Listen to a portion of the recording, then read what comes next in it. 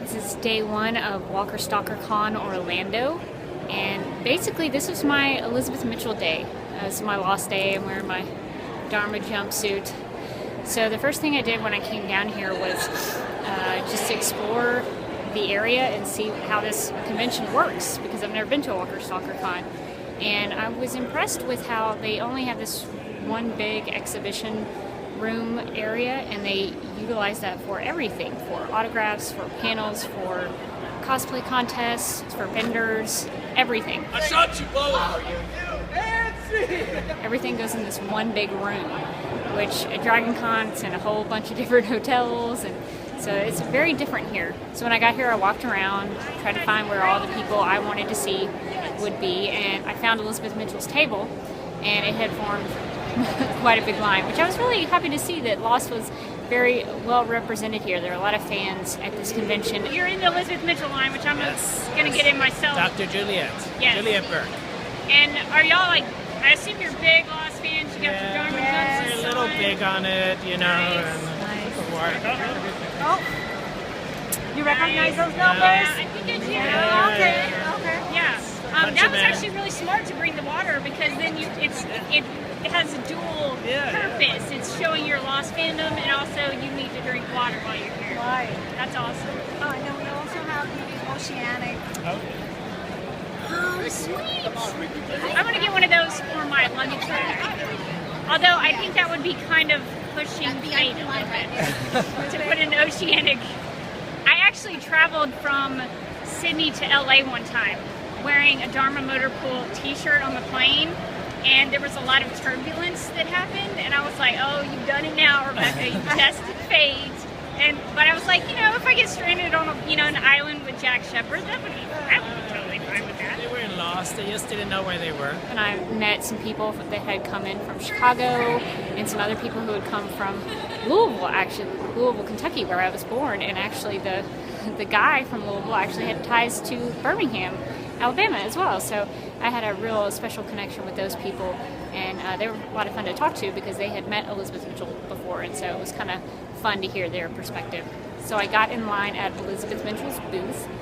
It was funny, when I first went up to the table, I stuck out my hand and said, "Hi, I'm Rebecca," and I said, "Juliet's my favorite character," and she said, "Mine too." I had tried to think of the profound thing that I was going to say to her, because Juliet is one of my favorite TV characters, and Lost is one of my favorite shows, and I thought a lot about, what can I say to her to express the love I have for that character and her performance. And I ended up thinking, you know what? I'm sure a lot of people say Juliet's my favorite character, Lost is my favorite show, and I wanted to say something that would be a unique experience for me. And so one of the things that I identify with in regards to the Juliet Burke character is that in Left Behind, in season 3, she tells Kate that she's dislocated her shoulder 4 times. And I have dislocated my shoulder 4 times. I ended up actually having to have surgery because I dislocated it so much. And so when I went up to get the autograph from her, I told her the story of how I have dislocated my shoulder many times, and we talked about that scene, and she said that she would like to go back and rewatch all of those things. And what was really neat is right before I left her table, I said it was a real honor to meet you, and she kind of stopped what she was doing, turned the autograph over, and she wrote on the back, "It's an honor to meet you too." And that was really cool, and it seemed like she was really enjoying the experience. She loved that there were some of us who wore our Dharma jumpsuits and were coming in costume and talking to her about all that stuff, and so that was neat. So, have you guys done a lot of these conventions? No? How many have you done? This is my first one. Yeah! How's it going? It's really fun. Yeah? I've met the nicest people. Really? Yeah. It's been a really fun day. My picture with her is not great on her part. It's fantastic looking. But I totally didn't realize that if I stood on the right side of her, the Dharma logo would get smushed. So that's my own fault, and my only regret about that picture is that you can't really see the Dharma Station logo very well. But it was always something I'd wanted to do ever since I bought this jumpsuit. It was probably 2009, 2010. I always said, that if I ever got the chance to meet Elizabeth Mitchell, I would get my picture made with her while wearing this Norma jumpsuit. So, mission accomplished. I also went to the Lost panel. How many of you guys like Lost? How many of you guys are like fanatically obsessed? Wasn't thrilled about the Lost panel. It had everybody from Lost on the panel, but I wasn't real impressed with the moderators, to be honest. So proud to welcome to our stage Mr. Harold Perrineau, Elizabeth McDevitt. They kind of took up a lot of time from the fans who were lined up at Dragon Con. It's all questions from fans, and I think that's the way it should be. And so it was kind of perplexing. At one point, one of the moderators asked everybody if they had watched Orange is the New Black, and I was like, what are you talking about? Like, why are you asking this during this panel? That is totally off topic. I have a real thing about moderators doing a better job. But it was nice to hear the Lost actors talk about their experience and what they thought about the show. We had to trust our directors, our writers, mainly our writers. It was all in the writing. We played it, well, I played it scene by scene. Didn't really know where it was going, but just trusted. I joined the show in season 2, and the show was already a huge hit, so I knew this was good writing. And it was such a character study of the show that we all had flashbacks. We all had a moment to shine, so that even the character that you thought it was on the initial meeting, when you got the flashback story, it was just so much richer. It was really a wonderful piece of writing. I was introduced in a flashback of your background episode, Elizabeth, Juliet's background story. I didn't know I was actually going to come back. I was just in your past, and lo and behold, I think about 7 episodes later, I get a call. You're going to be on the island now. I guess in present day or whatever time that is in Lost times. Family wound up being, for me, a really big theme. It was really important, and then everybody. It still feels like my family. Do you know what I mean? Like, and those connections you make with people that actually became a real great big theme for me. I feel like it carries through in my life. I was excited to play what I thought of as an antagonist. It was kind of presented to me that way, like a little bit of sand in the oyster, basically. And then what I love about our show is that every antagonist had the chance to be the protagonist, had the chance to be the hero with the backstory. So I felt like that was the joy of it for me, is that you can start to see the why of it. Because we're kind of all the hero of our own story, and nobody ever really thinks they're bad. So I liked it, and if she was misunderstood, she was also understood in ways that I didn't expect. So I felt like both of those things happened, and it was very gratifying to have a character that I was playing be given so much thought, I guess, to have people come and discuss it with me in the ways that they did with such intelligence. And it's fun. It was fun to play something that people were talking about. I don't know, there was something really joyful about it. So after I kind of handled all my Elizabeth Mitchell Lost business, I stuck around for the cosplay contest, which was really fun. I stopped watching The Walking Dead around season 3 because I felt like the story wasn't going anywhere, and honestly, I don't really like zombies, so it didn't really seem like the show for me. But what I really appreciate about The Walking Dead is the fandom. They are so committed to wanting to celebrate the show and all the characters and all the different things about it. And what was really cool was seeing that displayed in the cosplay contest. A lot of good costumes, a lot of good people portraying those characters. What do you guys think of Rick and Carl?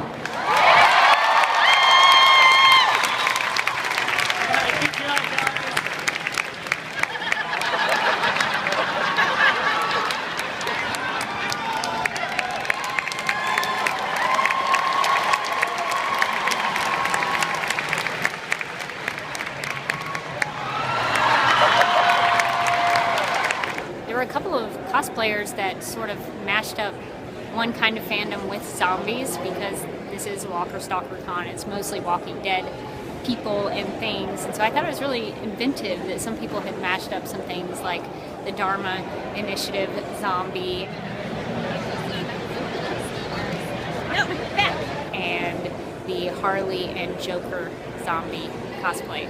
So I think this is going to wrap up day one at Walker Stalker Con Orlando for me. And so there's another day. There's one more day tomorrow, Sunday. And so I'll look forward to that. Feel the scale. Hold on, stay. It's Sunday, day 2 of Walker Stalker Con Orlando. My main goal today was to get my picture made with Henry Ian Cusick and see the Gotham cast. So I had my photo op with Henry Ian Cusick, who plays Desmond Hume on Lost. And I wore my Desmond shirt.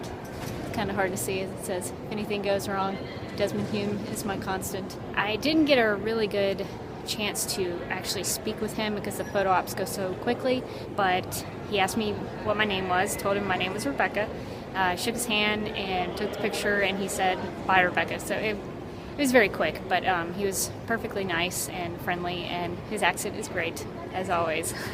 So that was fun. I met Ming Chen from Comic Book Men. I wanted to mention my encounter with Ming because it was really cool. I didn't have enough money to go and get an autograph or a picture or anything, so I just happened to see him standing in front of his table and there was nobody around him, so I just went up to him and I said, "Hey, can I just tell you that I love Comic Book Men and I watch it all the time?" And he said, "Sure."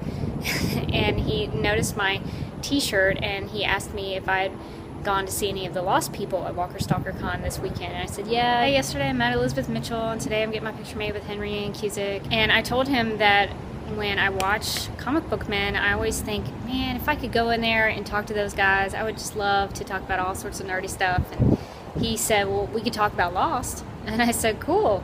And so he told me about how one of his friends had a Lost-themed wedding recently. And so he got some stuff from this convention for them. And I told him about how I had played the numbers 4, 8, 15, 16, 23, 42 in the lottery on Lost Day, which was April 8th, 2015. And he asked me, he was like, "Did you win any money?" And I said, "No, I didn't." And it was probably for the best because sometimes those numbers are unlucky. But that was just a really cool encounter with Ming because I do love Comic Book Men, and it was fun to get to talk to him even if I didn't get his autograph or get a picture made with him. He was cool enough to just let me come and chat with him about some stuff. So really enjoyed meeting him. And I also went by Laura Vandervoort's table. I had met her before and had a picture made with her, but I had 2 goals when interacting with Laura Vandervoort. One, I wanted to get a Supergirl autograph to put towards the DCTV podcast marathon raffle, and I also told her about how I collect V memorabilia, not just of the 2009 ABC reimagining, but also the original series. I have a picture with Mark Singer, I have a picture with Miranda Baccarin and an autograph, I have a picture with Joel Gretsch. I met Elizabeth Mitchell yesterday, although she didn't have any V pictures to sign, which I was a little bummed about. And I actually had a dream like last week that she wouldn't have any V stuff, and I must have ESP because she didn't have any V pictures. So I'm a little bummed about that, but maybe sometime in the future I'll get her to sign something V related. I'll have to bring my own V stuff. But Laura was nice. She signed a picture, like a promotional still of Lisa. And so we talked about V a little bit. She said, "Sorry, we didn't get to continue." And I told her about how Lisa was one of my favorite things about season 2 of V and how I really enjoyed her performance. I also went by Robin Lord Taylor's booth because he plays the Penguin, of course, Oswald Cobblepot on Fox's Gotham. I thought an autograph of his might also be another fun thing to give away for the DCTV podcast marathon raffle. So I went up to his table and told him about the money that we raised for Winship Cancer Institute, and I told him that the money benefits the place where I was treated for cancer, and he was so nice, just really congratulatory about what we had accomplished and about me fighting cancer. So he was very, very nice, very gracious, totally not like anything you see him do on Gotham. So it shows what a great actor he is, that he is able to portray that character even though he's actually a really nice guy. I went to the Gotham panel today, and I actually got a really good seat for that one. A lot of these panels, their system is that they have VIP passes that you can buy, and I didn't bother with that because it was way more money and I didn't really think I needed it. So they will have the VIP people go in first and sit up towards the front, and then they'll bring in the general admission people. And that's actually kind of a nice way to do it, because then you don't have to stand in really long lines and get really frustrated about that like I do at Dragon Con. So it's way less stressful, and I think for a smaller convention like this, it actually works really well. And so for Gotham, there weren't a lot of VIPs, so general admission people could get closer to the front. So I had a really pretty good view of the Gotham folks. It was really fun to hear them joke around and talk about their characters and see them up close. I have this, we were talking about this before, I had this great image of Butch and Bruce like on a road trip and not really knowing what to say to each other. Yo, you want some McDonald's or something?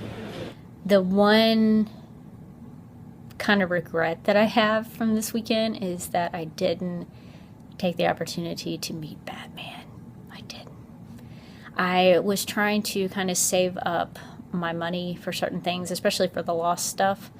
And so I was trying to budget, accordingly. And I didn't get a photo op with, which it sounds like his name is pronounced David instead of David, from Gotham, who plays little Bruce Wayne.